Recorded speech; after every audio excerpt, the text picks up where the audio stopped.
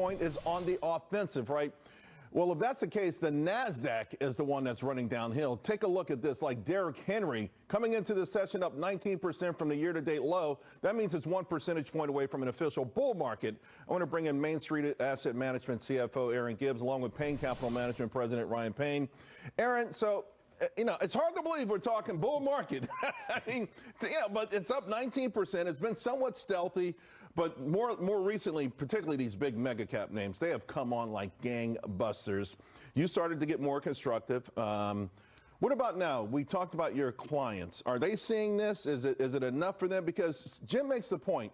A lot of people aren't going to see this until it's made a big move, and you really have to be sort of contrarian to the headlines and start to buy now if you believe it's going to happen. Right, and because the sentiment is still nervous. You look at the VIX, it's still in the mid-20s. There's still a lot. We're sort of in a neutral range where investors are still ready to go risk off and get very cautious very quickly. And we saw that earlier in this week. So, yeah, it's going to take a little convincing. It's really only been about 6 weeks. But when you look at the 10-year yield, that has been dropping since mid-June. So we've had 6 weeks of like. Well, June 16th was the date. Right. The 10-year yield, the peak started coming down, the stock market bottomed and started going up. And that's when the growth is going to take off. Just that's the tailwind that's going to help these riskier stocks take off. Ryan, I know one thing is that you love bargain hunting. That's one that always seems to be a central theme with you.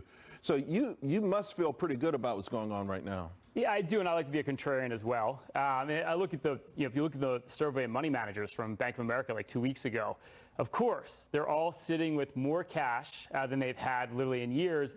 Like you look at the bottom of the credit crisis, they had the most cash, and when the tech bubble burst, and when you got a lot of bad news, and you got money managers sitting in cash, I always say good things happen. The skills to pay the bills. That's why I've been staying invested here, because what happens here is markets start to move up. You start to get a melt up because money managers are feeling the pressure they haven't been in. It's not just cash anymore, right? Asset managers, the leveraged stuff, funds, they're short this market. So at some point they got to cover their shorts and then they got to go long. And then you're beating the experts. But how do you go about it, right? So I'm looking at the S&P, for instance, 200-day moving average. You've got utilities, 89% of these stocks are above their 200-day moving average. On the other end of that, you've got communication services, 12%, consumer discretionary, 17%. Do you chase the winners, or do you start to nibble down here at some of these that obviously have some room to the upside if it goes? So I've been nibbling more on the cheaper stocks, the ones that aren't as much or a little earlier in the stage. I've been willing to take a little more risk. For example, Aspen Technology, it's a mid-cap tech stock, so it's enterprise software optimization. And that, I feel, getting in at these lows when you're talking about such low multiples, there's less risk to the downside. There still is, obviously, but definitely if it's going to be in the upswing, these are the companies that are going to take off. The S&P 600, small caps, trading at a 4 PE of just 12. I mean, Ryan, there's got to be some opportunities there. That's as low as the financial crisis. That's how crazy it is. I mean, and if you look at it historically, when we go into recession, and I think we did have a recession, technically, we can argue about that all day, small caps tend to underperform, which they did, but now if we're theoretically coming out of a recession, I think GDP growth is going to be solid this year. They should outperform. They did when we came out of the pandemic. They did at the end of the financial crisis. They led the way as well. So you've got to have small caps in your portfolio. With the small caps, though, do you focus on the ones with the great stories or the ones that are actually making money? Because the ones with great stories did amazing coming out of the that pandemic bottom.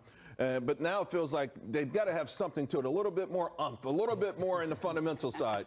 I'm going with the theme of this show, making money, Charles. And I think it's all about companies to make money because inflation is coming down. Jim's right.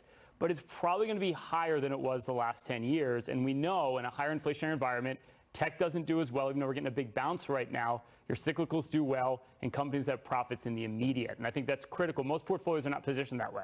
Aaron, all eyes are on tomorrow's jobs report. I saw at least 3 firms raise their employment number because of that service number, the service ISM number.